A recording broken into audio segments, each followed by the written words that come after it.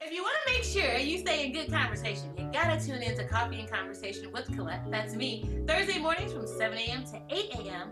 on the only station, WHPR TV 33. See you soon.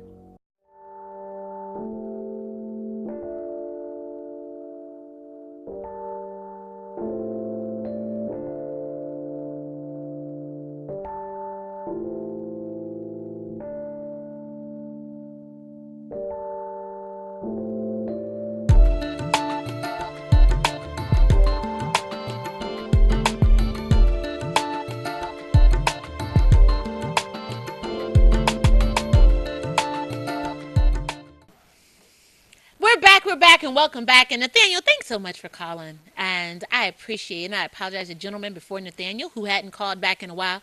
Thank you so much because you absolutely put it in perspective for us. And that's the goal of the conversations, to have us to think and grow rich. We don't always have to agree, but we can think. And I appreciate Nathaniel who called for a first time caller, watching us, and was able to feel that he was getting something and he could have a conversation with someone who could give him some resources or at least assist him in a direction. And so thank you so much. I look forward to having a favorable outcome in your efforts as well. So right before the break, we were continuing to talk about what Noam Chomsky presented to us. And again, the state of the state. We're entering into our 8 o'clock hour, a little bit after 8, Freestyle Friday. So it's pretty much open lines. Let me make sure you get the number again, 313-365-7379. So if you want to talk about the president, if you want to talk about the governor's state of the state address, if you want to talk about the importance of who really owns and controls the country, then we can talk about that. And then any other items that you'd like to talk about as well. I believe that we are comfortable enough and intellectual enough and versed enough to have that type of dialogue. So, however, whatever you want to discuss, whatever's on your mind, you can definitely call in this morning. So, I want to continue with some of the comments that Noam presented. We talked about a technique of control and what that looks like. And so a control for a majority of us is to what? To control the information. However you get information then determines how you process and then how you move, the actions associated with it. And he makes some great points about intellectuals. Intellectuals are servants to power. Intellectuals write history. Did you all get that? Intellectuals are servants to power. So everyone then that because we do it, don't we? We look for all these credentials and all of these things to say that this person is the best equipped person to represent us in this position, this title. And we, I believe, give all of our power away because if indeed we didn't have a certain educational accomplishment, an acumen, a pedigree, then we just dismiss us. And so, as Noam says, that's the really left mindset. That's the left agenda, that real working class person, that real working class group of people that you don't hear from.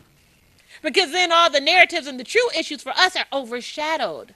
So then they'll create a conversation that doesn't talk about what the real issues are and how to get there. We'll just then give you buzzwords to control you. So as we discussed yesterday, you want to sit and talk about Appalachia. And so knowing that there is no other industry, knowing that you have not educated that population to do anything other than work in the coal mines, but then you say we're going to make America great again, and then you create a propaganda and a platform in which understandably it's understanding what is said and not really saying it, that now you have these immigrants that are coming over and taking your jobs. And so that's why poor people in Appalachia, you can't work because these immigrants are taking your jobs. Well, you tell me what jobs are in Appalachia. Explain to me what. So there's this whole big job pool in Appalachia until all the immigrants are coming in to take the jobs away from the people there. No, but see, that's what they buy into. So now I'm going to create a prejudice against people, and then I'm going to buy into the racist mindset that America has to be made great again by people who are white and people who are in dominance. But the truth is, America wasn't made great by them. And to support that, we're going to do a little quick clip. You all know George Carlin. He has a very saucy way of saying things. But I got this clip. It's about a minute 30 seconds that are really good. I'm thinking, I know it's going to put it in perspective for you. So enjoy the clip, and then we'll come right back.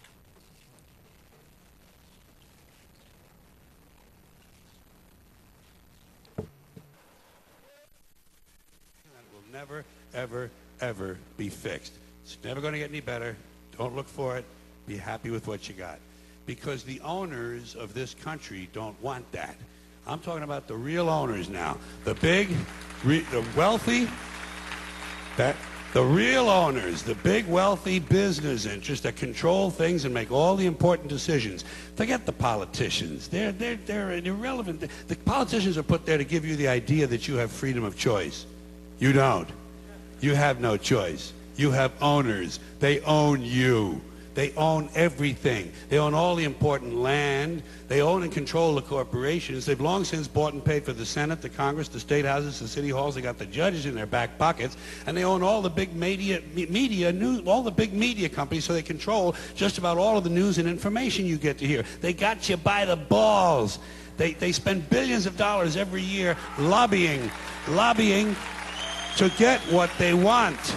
Well, we know what they want. They want more for themselves and less for everybody else. But I'll tell you what they don't want. They don't want a population of citizens capable of critical thinking. They don't want well-informed, well-educated people capable of critical thinking. They're not interested in that. Did you get that? He told us what they want. They don't want people who can critically think. They don't want people who can sit down and have the conversations like we're having right now to be able to dissect and analyze where we are because of them and their power. The onset of the clip talked about education, that as long as we are relying on them to educate us, it will never happen. Because their goal is to not educate us to be equal to them. It is to train us for jobs that they create so they can continue to amass wealth. And at the end of the day, if we don't understand why we are in all these other countries, whereas Noam say that we should be minding our business. See, that's a narrative that they try to create. They try to say that all these critics, then you're not bringing solutions. And so what did Noam say? No. We have solutions. I got some solutions. We won't have an issue of war if you mind your own business. But we can't mind our own business because we have an economic stake in that. Remember, Confessions of an Economic Hitman, James Perkins, that talks about how we go into these countries and how we set up shop and how we bring corporate dollars into these places to build up their infrastructure. And then the spaces are indebted to us and we're consistently raping and pillaging them. And so we have to invest and protect our interest. That's what we have to do. I hope you all got that. We got a call. Thanks so much for your patience. Great morning to you. Yes. Good morning, Collette. How are you today? Amazing. How are you?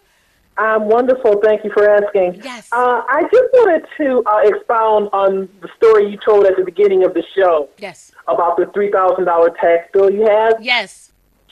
And I wanted to remind all young people and their parents to hold on to their power. Yeah. Because I have a similar story where a $9,000 student loan that I took out about 30 years ago turned into a $60,000 default. Yes. And that's because I never realized in my 20s that I had the power to tell these people that's wrong. Because when I went to try to pay back the student loan, they gave me a monthly rate that was equal to a mortgage rate, which I absolutely could not pay. Yes. And so I just let it go, which turned it into a $60,000 default. Yes. Because I didn't realize I had the power to tell them, no, I can't pay a mortgage rate on a student loan, on a $9,000 student loan. Yes.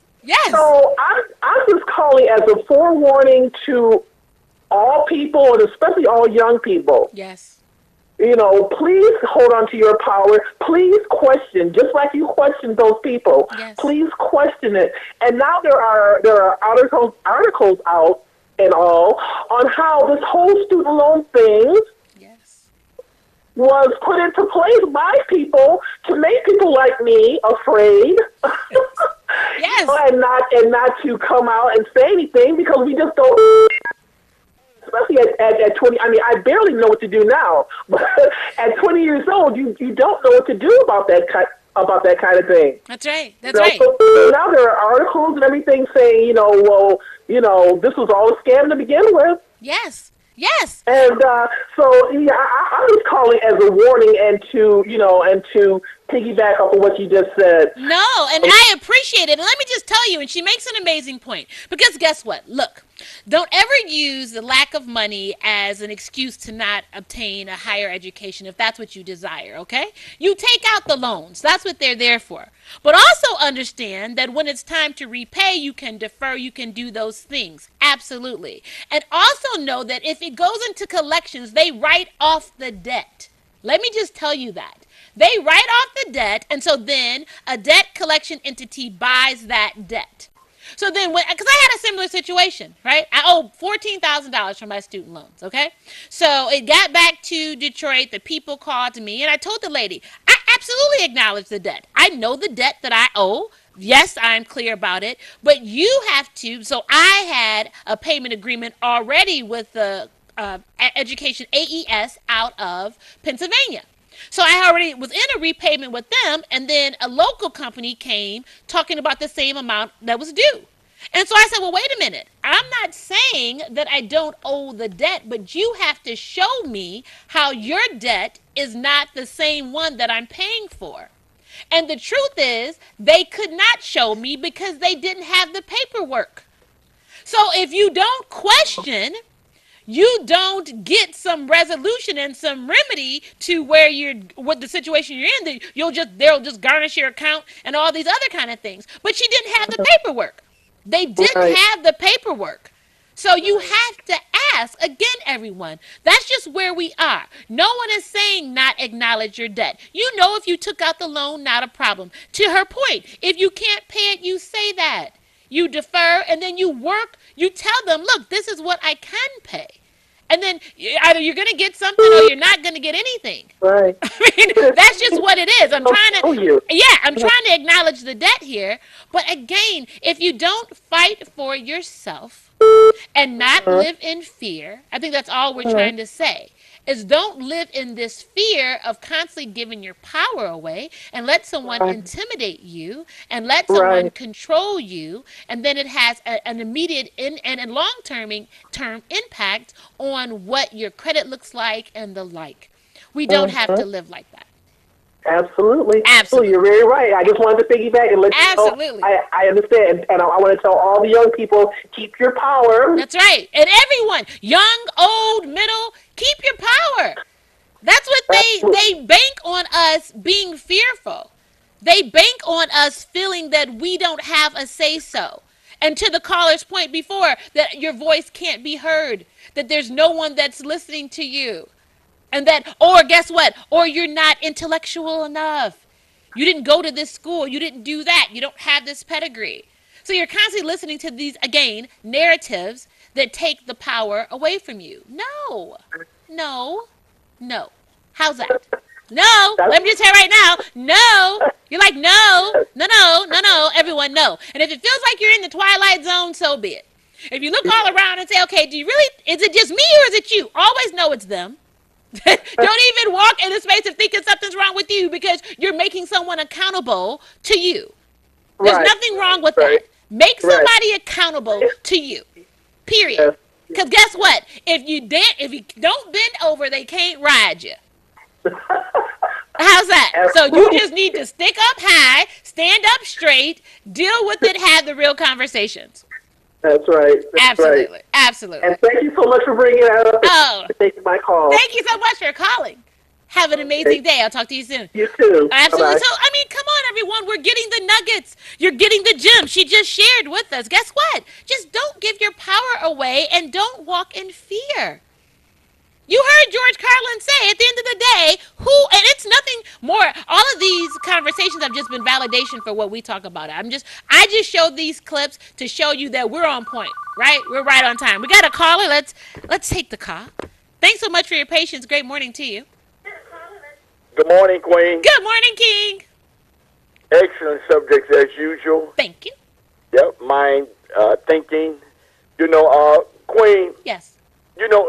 What you is actually bearing witness to the fact that the people that are in power, when you talk about Washington, D.C., yes, which is a city in itself, it has its own constitution. Yes. It has its own military. Yes. London, England, which has its own constitution. It has its own military. Yes. The Vatican of Rome is a city. Has its own government. Has its own military. It has its own flag also. Yes. And it's and trying to get our people to do some thinking. Yeah. Some thinking, because there is a lot going on. Yes. And we are right now at the end of all of this. And as the masses begin to awaken, it is a threat to the powers that be. Yes. And these people understand as what they're alluding to is the fact that they gave us our perception of God. Yeah. They gave our perception of religion. Yes. They have altered everything that we have to believe in. Yes. Everything that we believe in, we have to throw it away just about, because most of it, understand, is detrimental to our health and everything. Yes. And it's hard to get us to believe it, because sometimes we want to hold on to things. We have so much pride Right. and ego, Yes. and we think that we're truly, as you were saying about education. Education is to enlighten you or whatever. Yeah. But they never educated, because if they educated, we would be the equal with them. Yes. We wouldn't have the problems that we have if we were truly educated. That's right. We are in the dark. Yes. And we don't want to accept that, Queen. Right. Queen, when you go out, you look over your head, look in the sky, look at the chemtrails that are being sprayed, not only by those planes, but not by commercial planes. Mm-hmm. And do the research on what is raining down on you on a daily basis every time the sky is clear. Yeah. There is a move to actually kill the majority of the people on the planet. I believe And that. they are working on it as I speak. Mm-hmm. This influential flu and all this kind of stuff, this is all a part of it. Yeah. Because you are at the end of their world. Yeah. Because the dead is awakening. Yeah. The dead. You know, you read about the resurrection of the dead. Yes. The people who are mentally, spiritually, and morally dead, not in a cemetery. Right.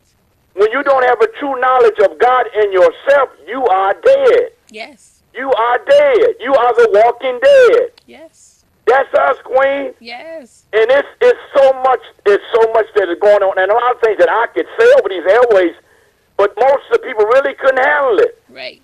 They can't really handle it or whatever. It would scare them, or they would run and hide or whatever if they only knew. But 2018, Queen, Yeah. there's a lot that's going to go on, and if we don't begin to accept the fact that I'm willing to learn, I'm willing to become as a baby to learn again, Yes. most of us are going to lose our lives, Queen. Yes. Going to lose our lives, because it's so serious right now. Yes. So serious. Yes. So It's- serious. Yes. It absolutely is. It's about knowledge, Yeah. Yeah. and the right knowledge. Right. Right. And the right knowledge. And understanding again that just because you see it, to your point, it doesn't mean that you have to run away from it. And it doesn't No. mean that you have to be fearful of it. No. All we're asking you to do is be open, everyone. No, because each and every one of us, Queen, we are the descendants of the creator of the universe. Yes. All that power that the creator had, it exists in us. Yes. You know, Jesus said, our faith is that of a mustard seed. Yes. So that's really saying you really don't have any faith. You don't have no faith in yourself. Right. Queen, I don't worry about it. Absolutely. You can't fear me with death. No. You know, because death is something that's ordained for each and every one of us. Absolutely. So you can't hold death over my head and threaten me with that, because that's something that it takes care of itself. Right. Absolutely. Absolutely. Isn't that it? That's the truth. That is absolutely the truth. And so in the midst of, if you know that that's what it is, you don't have to have a spiritual death. So we have literal death and spiritual death, right? So as he said, you can be the walking dead. You can get up every day and go. You don't have to look like the zombie as they depict on TV. You can be so disconnected that you get up and go through the motions every day, and that you're not living in your purpose and in the awakening and the God in you. I'm not talking about religion, everybody. That's right. Because we don't have, see, that's why we have to, maneuver some things a little different on this show. Because I'm not ever going to have any kind of issue about religion. It's not about religion. It's not about religion. I don't care who you claim. If you're Protestant, Methodist, Orthodox, if you're Baptist, Pentecostal, I don't care about any Muslim. I don't care about any of that.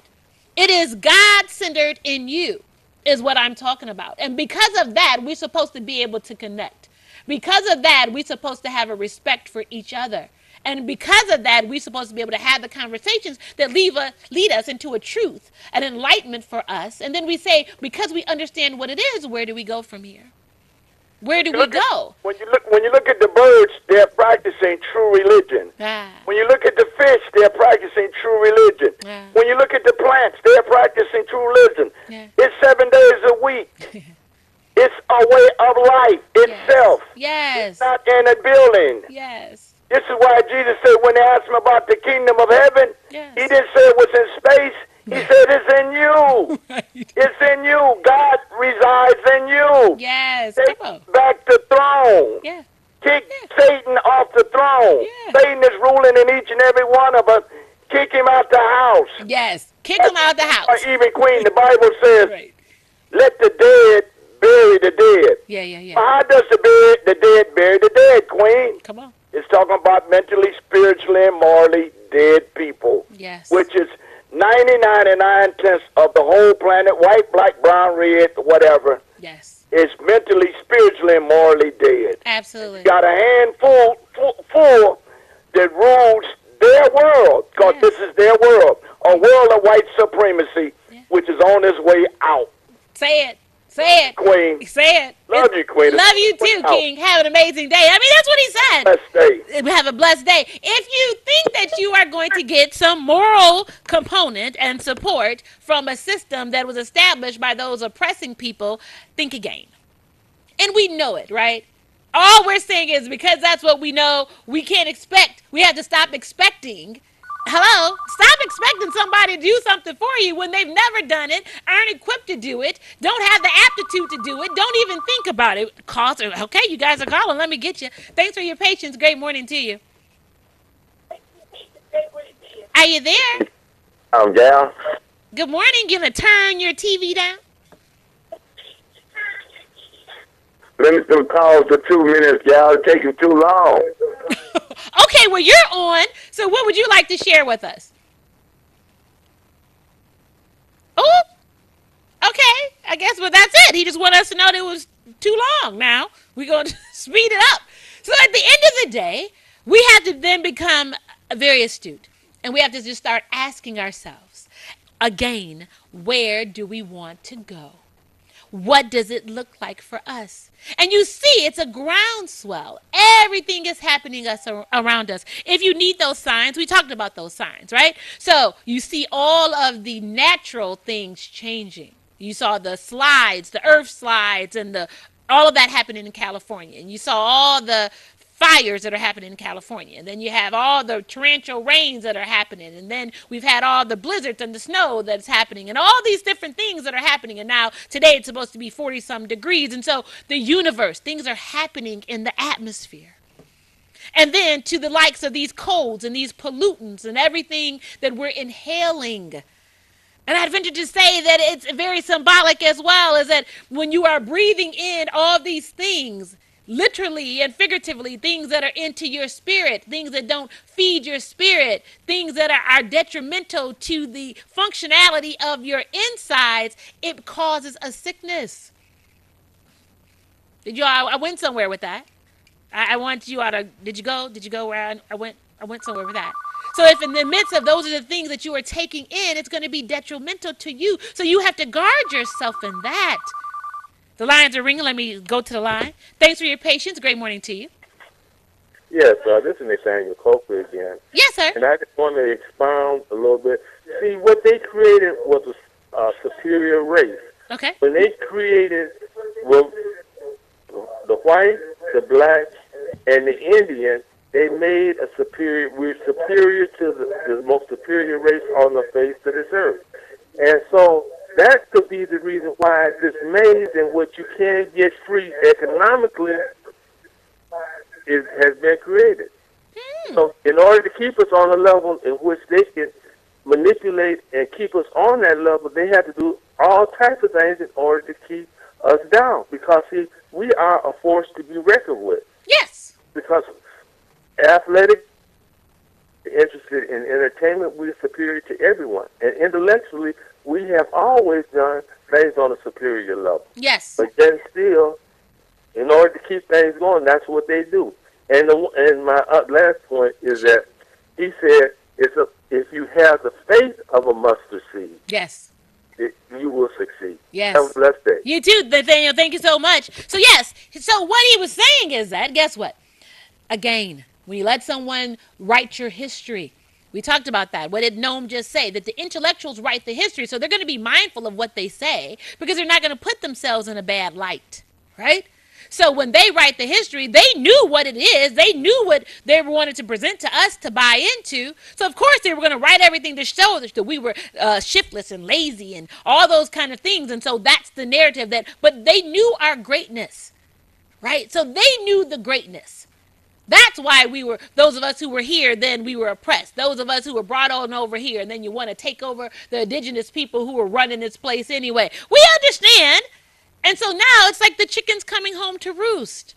So now there's this groundswell. This is uprising because now people can't be controlled. And so they're asking for accountability. Now, I'd venture to say again, though, we're taught. They taught us what to do. So you don't believe that it's just like a big chess versus checkers, okay? So they've already looked at the moves. They've already calculated the moves. They're already 4 and 5 steps ahead. So they figured that they only taught us that when you are upset by something, you protest. So they know that for the majority of us, that's all that we know how to do, protest. But the likes of them who have the financial means and the revenues, they take their monies. As the clip showed, it's business who are controlling the politicians. The politicians don't control anything. It's the businesses. It's the corporations who have the money. That's who the power, the juice comes from. You're only enacting the legislation that I pay you to enact. Hello, that's why the Koch brothers have been so successful, because they have their PAC and they create all the legislation and they're paying into the funds and the coffers. And so they just push their legislation through and say, I paid you to do that. That's why they talk about that politicians are crooks. Because you might start off as a community servant. You might really have the desire to be an ambassador. But once you cross that line, once you cross that threshold, you enter into a whole nother world. And a lot of us don't understand that. We don't understand what it is, those positions that we say we're vying for. We say, I want to be this because it sounds admirable. And you believe that's where you're going to have your power. You don't have any power. Newsflash, I know you don't want to accept that, but you don't have power. Do you think a structure was ever created to give you power in the first place? Or was the perception that you have power? So it's just like the perception that we live in a democracy. But as I shared with you before, it's really a dictatorship. Because again, we've given all our power away because we believe it's that one person that we so-called elect and select can rule us and can govern us. The difference in what we have over in England is they have the monarch and the like, and so it's just passed down from family. You don't have a say-so. It's just in the family, and so that's what you know, and so that's what you adhere to. I don't have to vote them in. Here, we vote in the people to rule us. So we still give our power away, right? Because we vote them in. And so we say, okay, I'm going to vote you in because I believe that you've had, again, all of these things that we've been told that it's important. You have to have had time in the military, and you've had to have gone to this certain school, and you had to have experienced this for amount of years, and you've had to do all these things to make you this viable candidate for you to understand how government really works. And so then you look up, and how is that working for us? How does it work for us?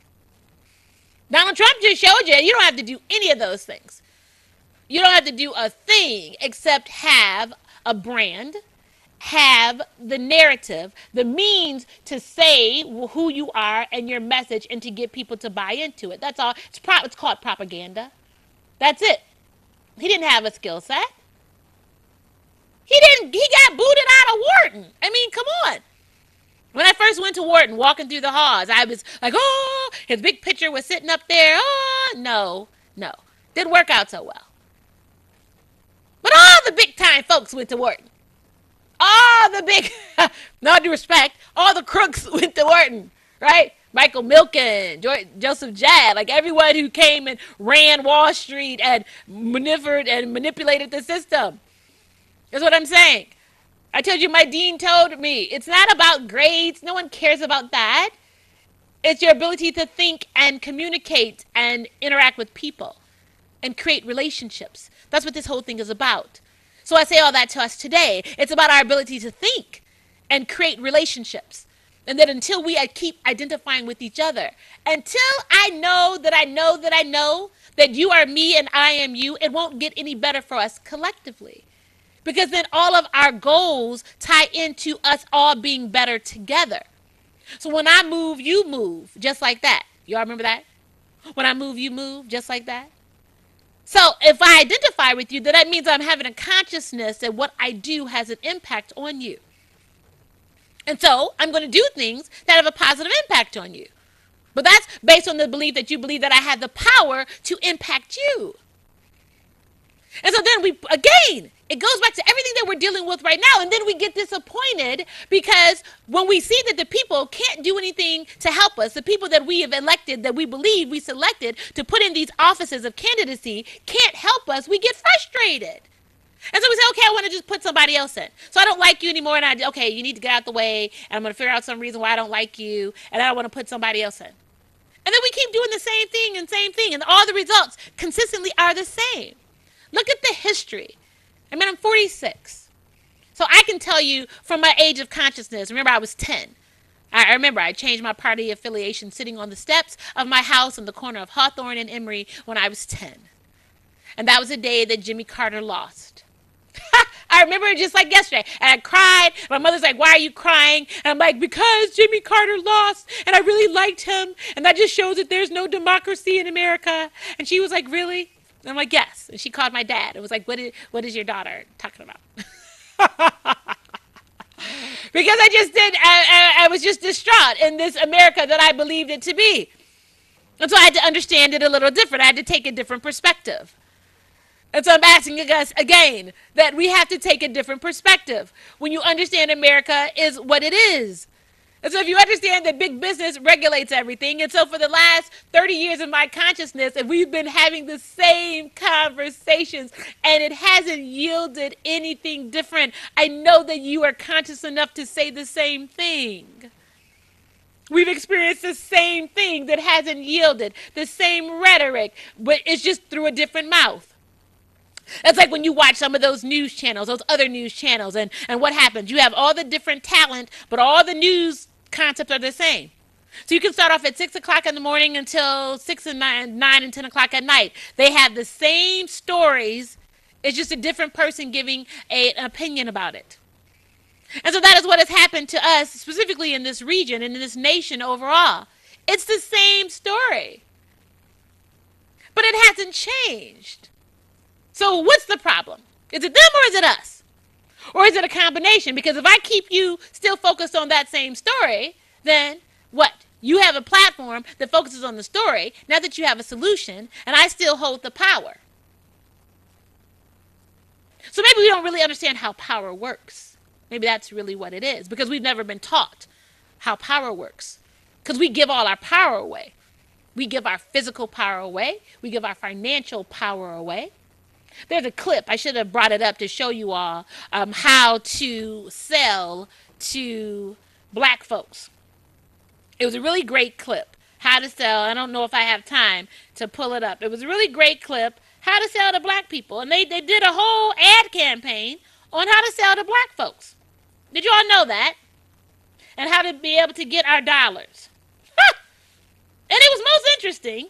And it was working then, and it actually works now. I'm going to try to pull it up and send it over to my impeccable engineer and see if there's some way we can pull it up. I didn't know if we were going to be able to get there on today. But, when it hits you, and it hits you, and you got the time to do it, You just you try to do it. Let me. I'm pulling it up and pull. Oh, you got it. Okay. See what I'm talking about? He already got it. Okay, so let's go to it. I want you all to see this clip. How to sell to the Negro. Have to say about selling to the Negro. The secret of selling to the Negro is expressed in one word. That word is recognition. Now, there's nothing unusual about that. People want to be recognized. They need recognition. That's basic in all of us. But perhaps because he's had so little of it, the Negro needs even more. He needs to feel important and appreciated. This need is a very real and important one. It shows up even in many of the Negro's shopping habits. Anyone who sells or wants to sell to the Negro customer should know about some of these habits. 3 habits in particular play a big part in every sales transaction. To begin with, most Negroes buy by brand. They ask for products by name. They're quick to turn down off-brands. Buying by brand, that's the first important Negro buying habit. Now for the second. The Negro buys good quality merchandise. Symbols of quality and prestige are very important to the Negro customer. This woman, for example, is buying fine crystalware. But she is also buying the admiration and approval of her friends and relatives. Listen to her thoughts. My, isn't it beautiful? I can hardly wait to show it to Sally and Joan. It's a well-known fact that many Negro customers are influenced by the opinions of others. What their friends may think of a certain item often decides whether or not the sale is made. So remember, the Negro buys quality merchandise. That's the second important point. And here's the third thing to remember when selling to a Negro customer. When he specifically asks for one thing, don't try to sell him something else. Don't try to switch him at the point of sale. If you do, he'll probably react something like this. Doesn't he think I've got the money to pay for it? The Negro resents being offered a substitute. He wants to be sold on quality, not price. The Negro buys by brand, he buys quality, and he doesn't like to be switched at point of sale. These are the keys to selling the Negro customer. According to leading researchers, in proportion to population and income, Negroes buy more quality products than any other comparable United States group. Did you all get that? That was published in 1954. Did you see it? How to sell to the Negro. We only go by brands. Our mindset is to influence everyone because we want to look important. We want to look bigger than what we are. We want to impress everyone. And when we say that we want a brand, don't try to steer us someplace else. Give us what we want because we'll spend. Because it's about us buying into that narrative. It's about us buying into the American dream. That's what it's about. Let me go to the line. Thanks for your patience. Good morning to you. That's what it's about. Let me go. Good morning. Hello? Yes. How you doing, dear? Good.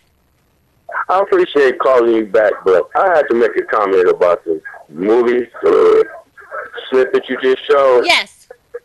Don't you know that's the reason why today people spend $300 for a Gucci belt? Yes.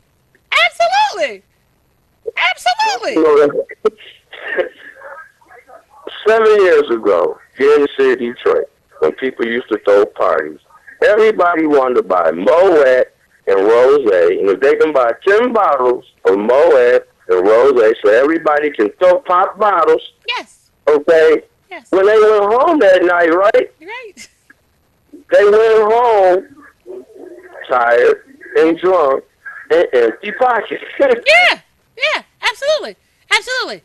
Absolutely, because when they control the imagery, again, I can't tell you enough about narrative. When they control the narrative, that's the value. So they tell us, and guess what? Ladies, you're not validated unless you have a Louis Vuitton. Ladies, you're not validated unless you have a Gucci. Ladies, you're not validated unless you have a Fendi or you don't wear Louboutins. I mean, that's what the imagery is, so you can spend all this money off of something that they created and that they own. Well, I'll say this. In the mid-90s, is Okay. when you had a lot of designers that look like me. 'Cause remember, I'm colorblind. I'm just going to talk stereotypical. Okay. It was Moses Malone. Yes. It was Cross Colors, Yes. and it was MCM. And FUBU. When those became the number one fashion guru, and FUBU, Yes. when they became the number one fashion gurus out of New York City, from Yes. LA to New York City, Yes. you had this fake brand called Sean John. Okay. You had another fake brand called Rockaway. Them two brands was not really sold in the hood. Those two brands were sold at Kmart, Walgreens, things of that nature. Okay. But when it came down to Tommy Hilfiger was pushed and promoted to knock out the designers that look like us. As soon as Tommy Hilfiger was able to get people to look like us to spend $30 for a one pair of underwear, Yeah. there's people that look like us. They never got their mind back, okay? Yeah. I mean, but that goes to, again, what we value. And so we need to really ask ourselves, what happened to us at a time when we were totally supportive of black brands?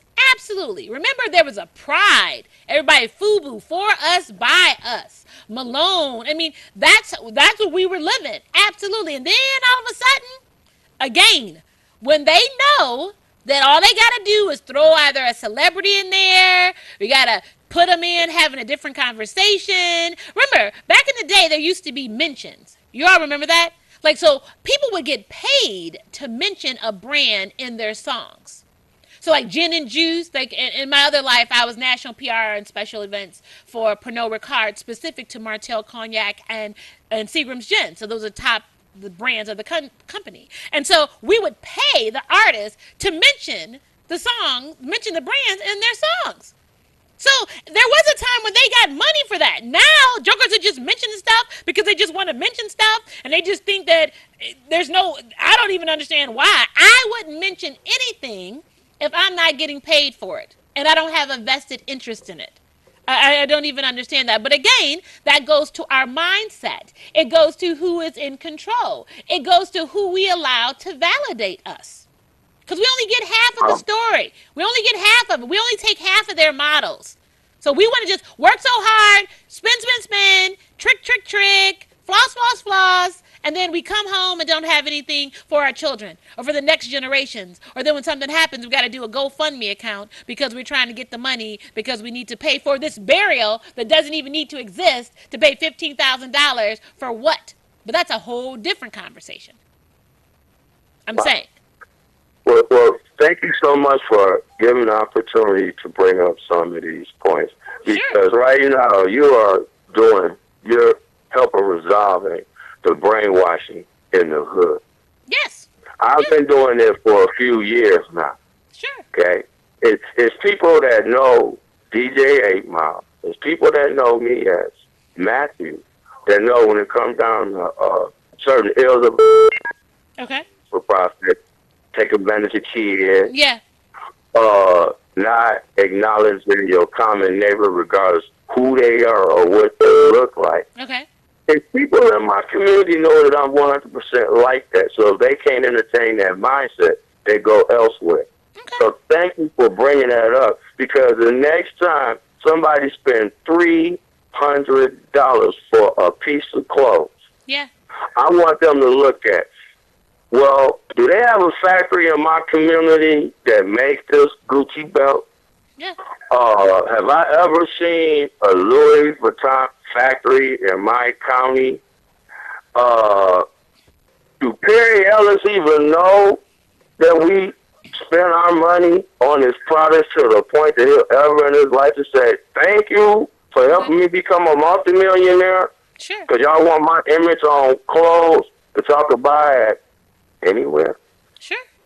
Absolutely. It's not a bad request. I appreciate it. Because now sure. your energy is designed for, we need to have some local designers. It doesn't matter what they look like. Sure. But local designers, that's for all.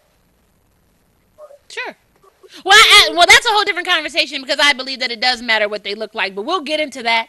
So I appreciate your call. I want to use these last couple of Okay. minutes to wrap up. So everyone, look, let me just tell you this much. Then at the end of the day, if you didn't know, and the calls are coming in, and I got a minute, so I want to really talk about this before.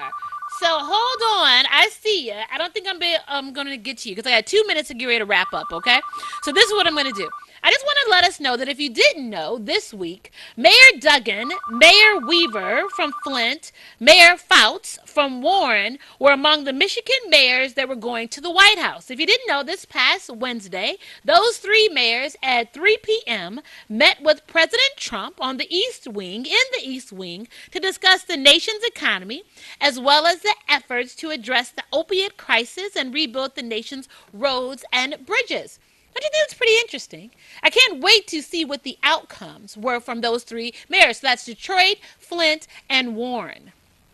And so when you talk about who really controls and what that looks like, if we're going to have the real conversations. And so I don't want us to miss that. That's not going to be just a blip on the radar and then we pass it up, because we're going to really need to delve into what real conversation did you have with the president? What was he asking of you? Because you know that we are in election season and what this looks like. And out of those three, because we know that Flint still isn't made whole in the water crisis. We know that the governor is touting the comeback of Detroit as his baby, if you will, at the at the chagrin, if you will, of all of us and the taxpayers' dollars that have made it what it is. But he noted that in the State of the State address. You all would know that. And Jim Fouts from Warren, I think that's really interesting.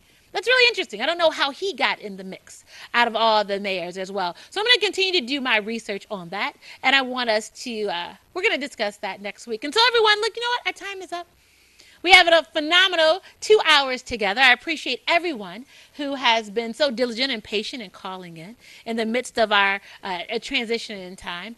And I just want to give this last moment to honor the life and legacy of Mrs. Barbara Harad. She is a staple, was a staple here at this station. Her energy and her enthusiasm and her conversation just echo through this studio and through the halls of this station. She made a difference. She makes a difference. So I'm so thankful to be able to sit in a spot that she has set in.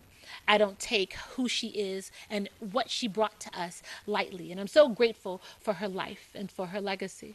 And to all her family, our thoughts and prayers are continuously with you. We will continue to uphold the conversations as she would. She will continue with the goal to make sure that you are educated, enlightened, and empowered. And that is what's most important. So everyone, as you continue your day, always know that it is you who shapes the narrative. You don't give your power away. You are in control, and that you can do all things. Be committed to that. Have an amazing rest of the day. Have a phenomenal weekend. Look forward to seeing you next Thursday, bright and early, for more Coffee and Conversation with Collette. See you then.